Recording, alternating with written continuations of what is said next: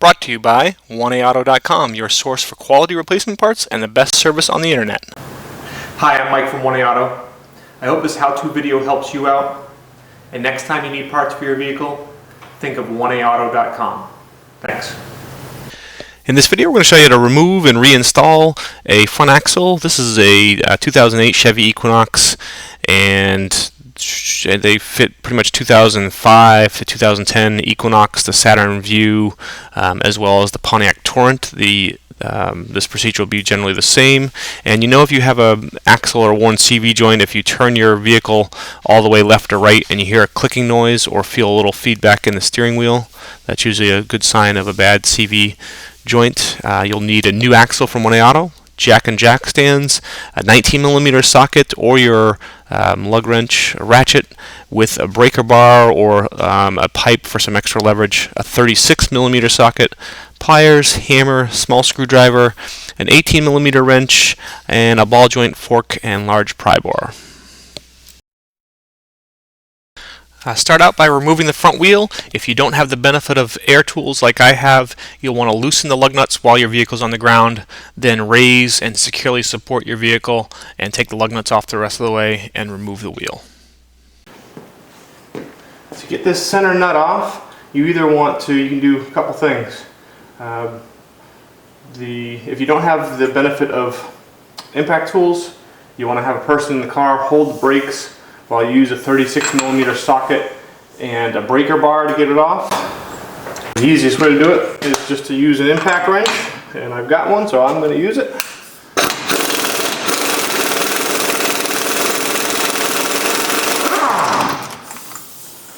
Okay. And then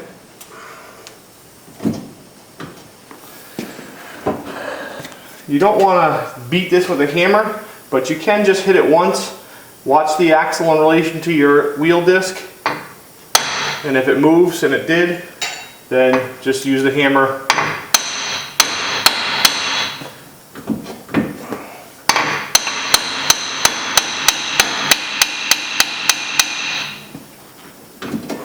Okay, it's nice and loose.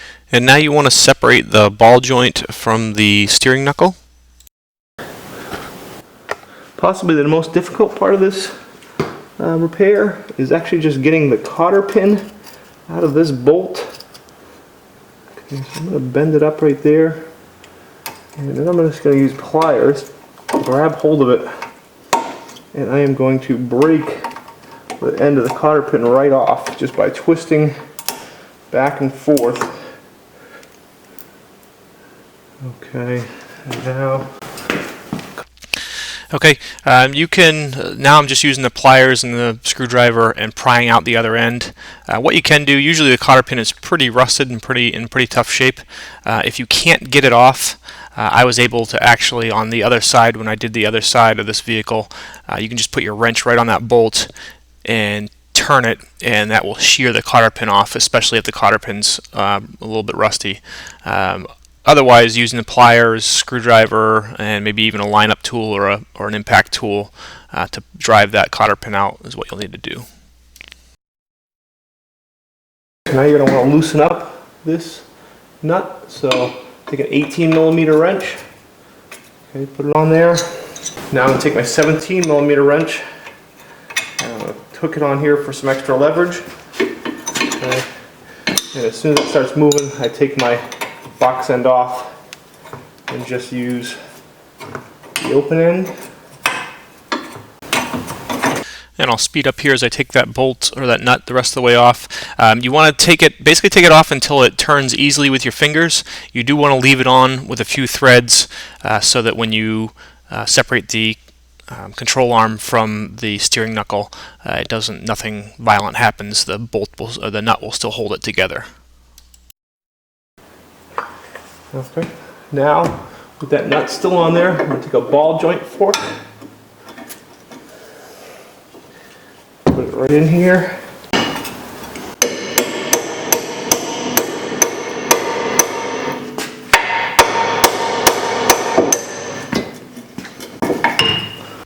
Now remove that nut the rest of the way.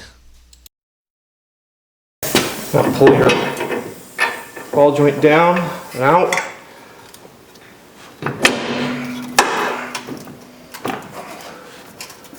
Okay, pull your axle from the back here.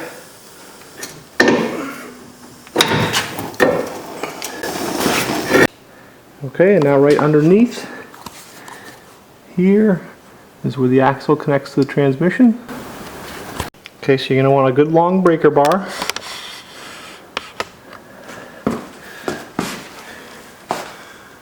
Put the bar up in there. Okay, and press firmly. Once you have it off the axle, just pull your stuff kind of to the side here.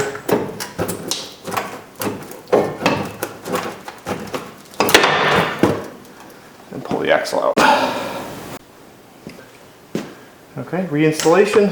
And no, I'm not putting a new axle on this vehicle. It actually doesn't need one. What this vehicle needs is a lower ball joint. So you can see our other videos for replacing that lower ball joint. Just kind of doing this as I go. But you would take your new axle, 1A Auto, we sell the correct axles. And put it in. You have to guide it onto the transmission here. And you'll have to pull your strut assembly aside. Give yourself some room. It's a little easier with a helper. Here we go. But once you get it on to the transmission,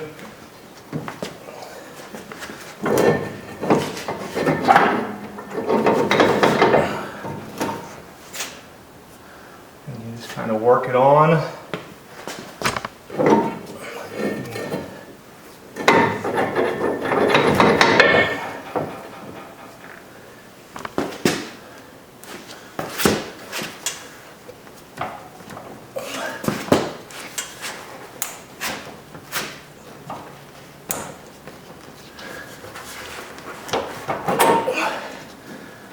Okay, a couple different angles, get it on there, and make sure you push it nice and firmly against it.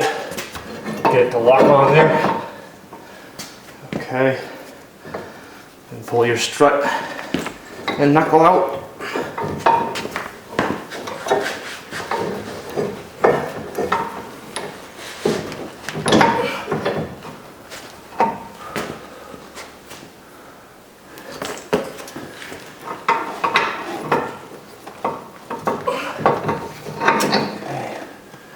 Get the axle back in your hub. I have to turn things a little bit, get it to come back through. Okay, pull your control arm down, get the ball joint back up into the steering knuckle. Okay, so the axle shaft is through, and the ball joint is up and through. Okay, and my axle is seated nicely here. Okay, I'm going to put my nut back on.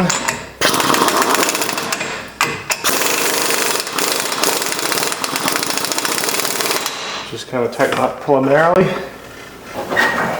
Push the ball joint up and in, and start the nut on.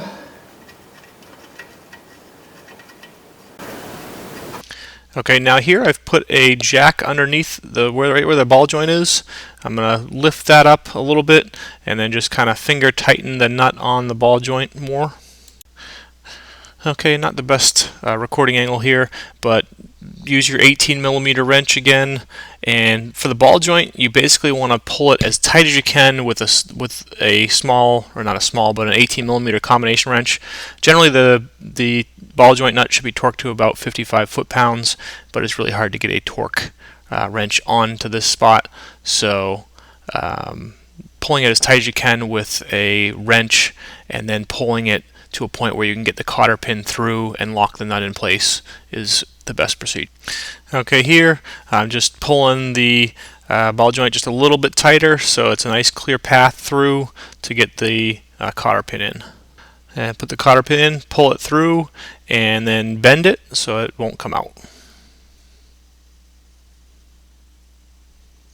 So I've got a person in the car holding the brakes, and I'm going to torque these to 151 foot-pounds.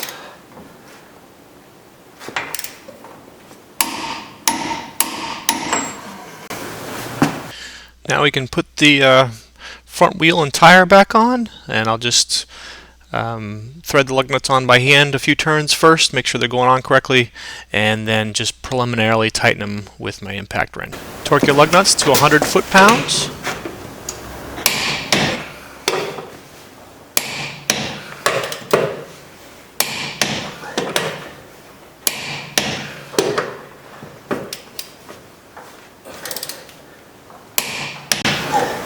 Okay, anytime you've done extensive work to the front end of your car, just the brakes, pump them up, make sure the pedal's nice and firm.